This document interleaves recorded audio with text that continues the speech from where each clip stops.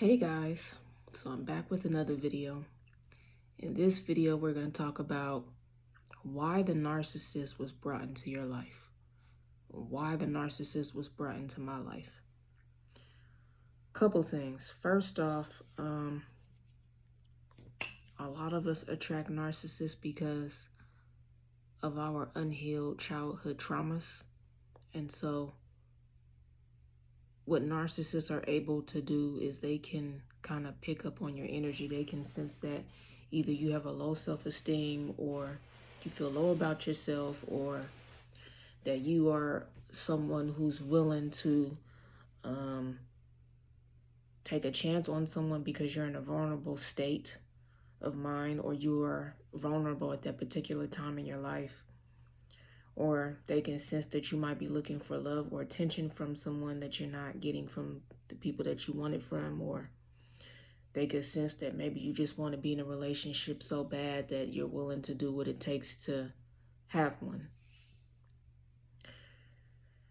Another reason that we attract narcissists is because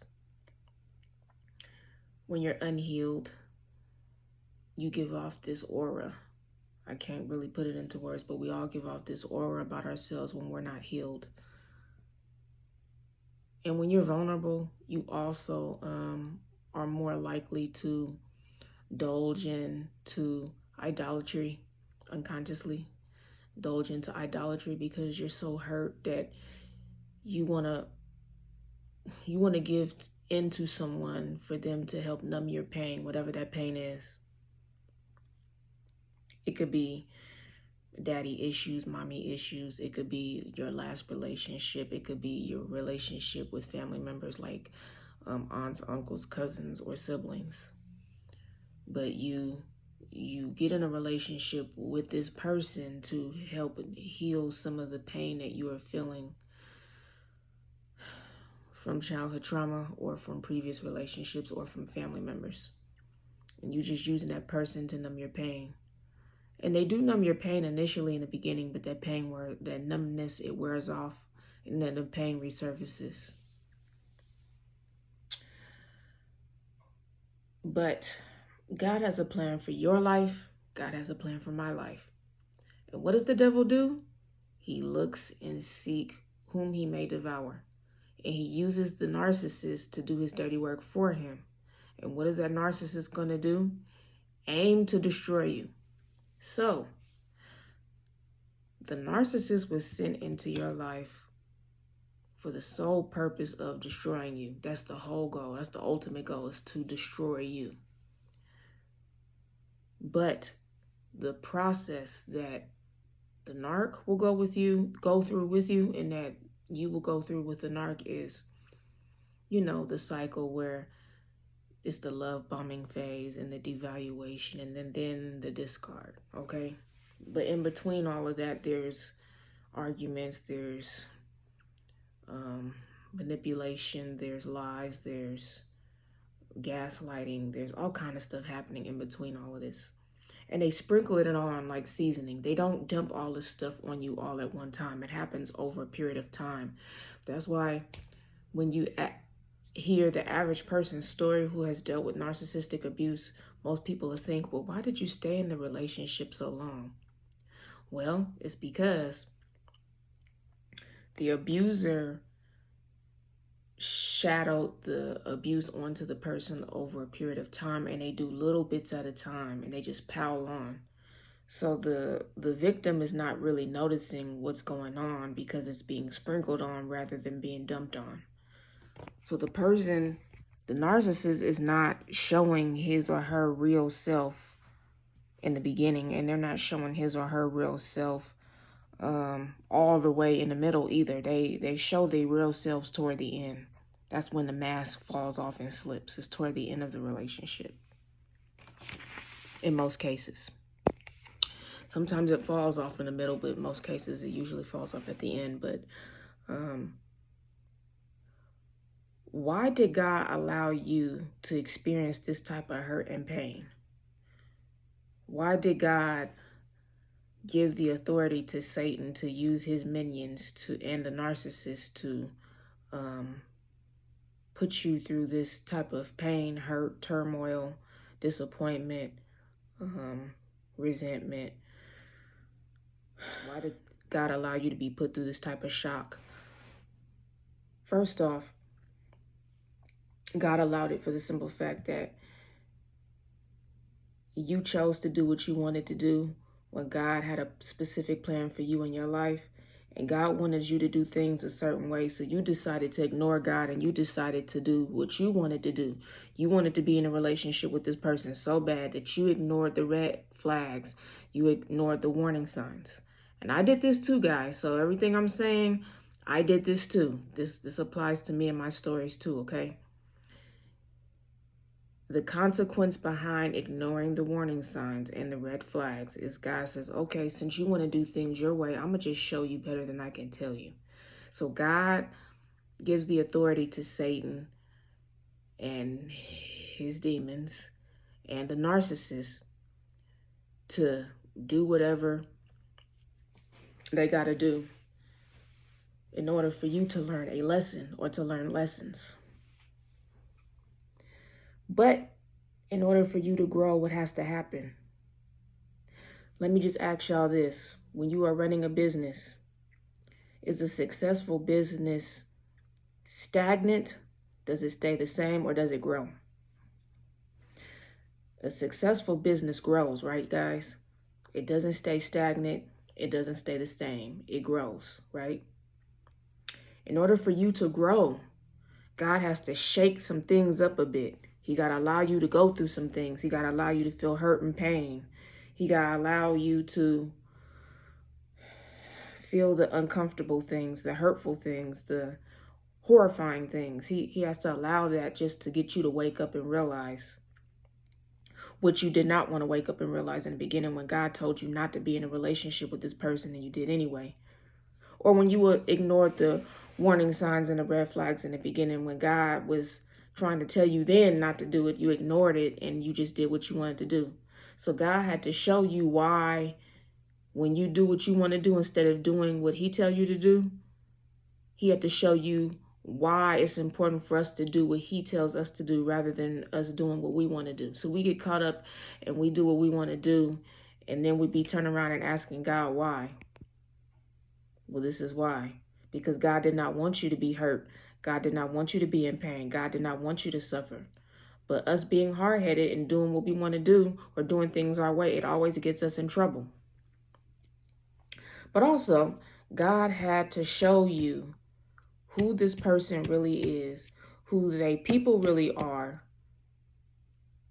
because you wasn't just going to see it on your own. You was ignoring the red flags and the warning signs in the beginning. So you was missing those cues.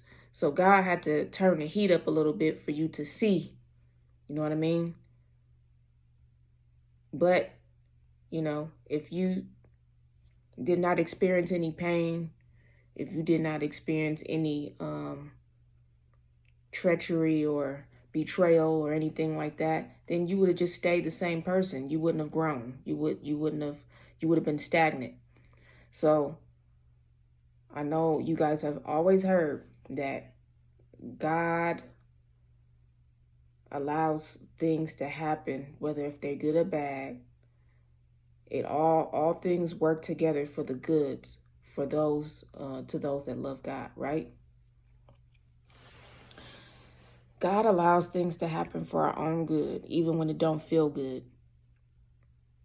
So in order for you to grow, God had to allow you to be hurt by the narcissist.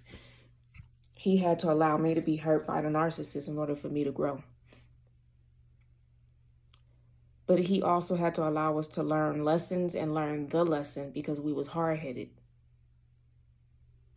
So the narcissist was brought into your life to destroy you, but the narcissist was also brought into your life for you to be promoted. Because before God gives you this great big blessing, or before God just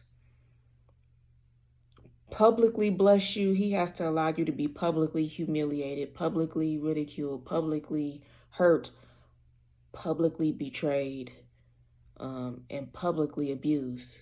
He had to allow all that to happen to you publicly so that he can publicly bless you, so that he can publicly promote you. You know, right before God gets ready to bless you, or right before your life change for the better, Satan always steps in and wreaks havoc in your life, causes destruction, causes problems, causes distractions. Satan always steps in right before God get ready to bless you. So, the narcissist was brought into your life because God was getting ready to bless you after all the turmoil, after all the hurt and pain and misery, and after all the abuse. God was going to automatically, he already had it in his plan to bless you. But the thing about it is, if you chose not to follow God after going through all this, he wasn't going to bless you. But if you had chosen to follow God after going through all this, the reward is God was going to bless you abundantly. So, in order for us to not attract more narcissists into our lives, we have to do a few things. We have to do the work and heal, okay? So we need to get our energy right. The second thing we need to do is build and get stronger with our discernment. So God has to allow us to,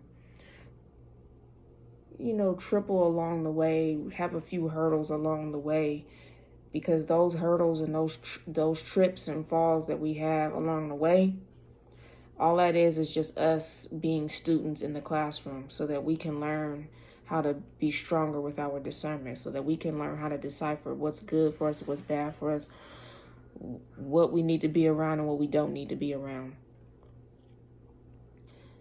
In order for a knife to be sharp, you have to sharpen it, right? In order for a pencil to be sharp, you have to sharpen it, right? But what happens to a pencil?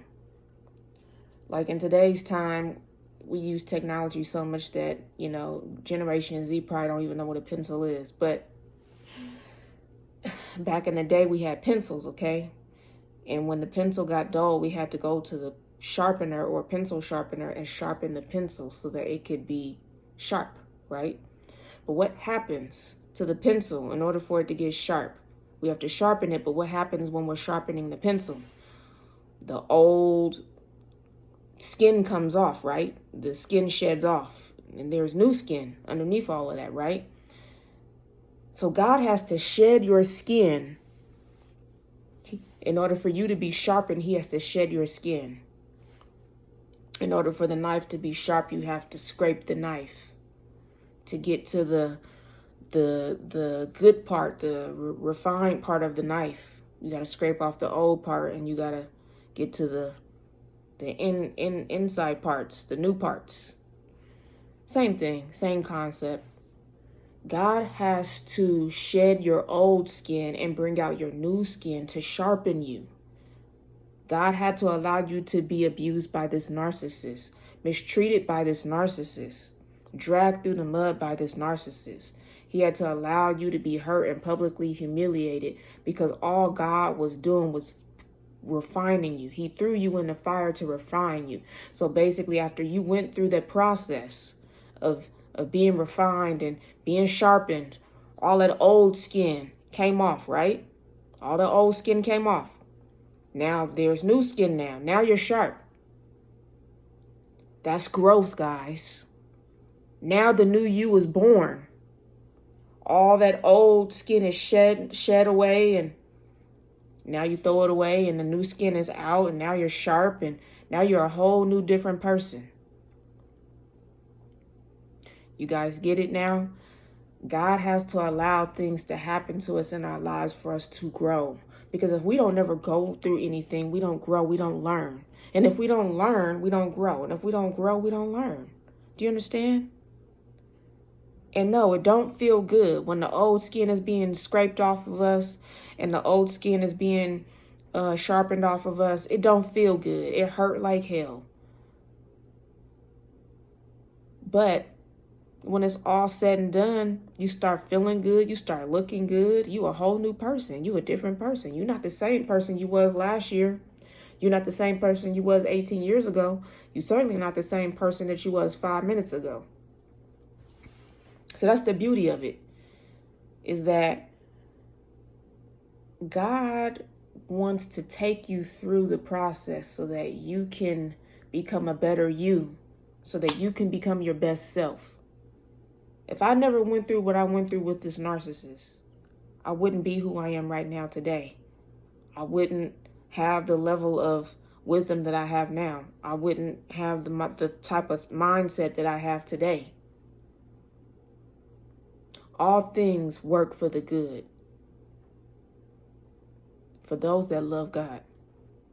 All things work together for your good, for my good. So even though it don't look good, it don't feel good, it don't smell good, it all in the end, after it's all said and done, it ends up working out for your benefit as a great thing. You know how people say, in order for women to look beautiful, women have to go through pain. Pain is beauty. Well, it's the same type of concept. Pain is beauty. So in order for you to be beautiful, God got to put you through some pain. In order for you to be magnificent, God got to allow you to go through some pain. And God don't put us through anything. We put ourselves through this type of experience because we're being hard-headed. God allows it, but God doesn't put us through it. God allows it. But the beauty of it is we learn lessons. We grow. We are smarter. We're sharper. We're quicker. We're faster. We're stronger. It's like working out at the gym. If you work that muscle gets stronger and it gets a little bigger. If you run and walk every day, you shed all those pounds and you start looking, slimmer. All it is, guys, is pain and work. Pain and work.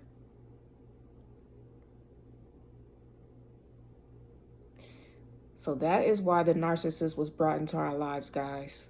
The narcissist was brought into our lives in order for us to be promoted, in order for God to take us to the next level, in order for God to prepare us for this grand stage that he has set up for us. Grand entrance. See, what the narc don't know is that God was preparing your grand entrance. He was preparing the big stage for you. The narcissist thought he or she was preparing a stage for your demise. But all along, they was helping prepare a stage to broadcast your success, to broadcast the new you, to broadcast you to put on a great show. The star is you. You the star, baby. You the star, baby. You the star. That narc was helping God prepare the stage for your stardom. Now everybody get tickets to see your show and to see you perform in your show. So all the people who thought they was getting tickets to gossip about you, to laugh at you, to see you fall, to see you perish, to see you not doing good, to see you fall off, they thought that they was getting tickets to go see you, fall by the wayside. But little did they know, they was actually getting tickets to see you rise to the top, see you put on your best performance, which having your best look, your best outfit. And all their jaws is going to drop when they see. And they're not going to even recognize you at first. And then when they realize it's you, they're going to be like, this can't be. This can't be. This is impossible. God was preparing you to get promoted. So whenever you going through turmoil like that with anybody in this lifetime, rejoice, because what's coming right after that hurt and pain is your happiness, your success, your abundance. God is going to replace everything this person took from you. God is going to remove all the pain and hurt that you went through. And he's going to renew you and make you a new person, a whole new person.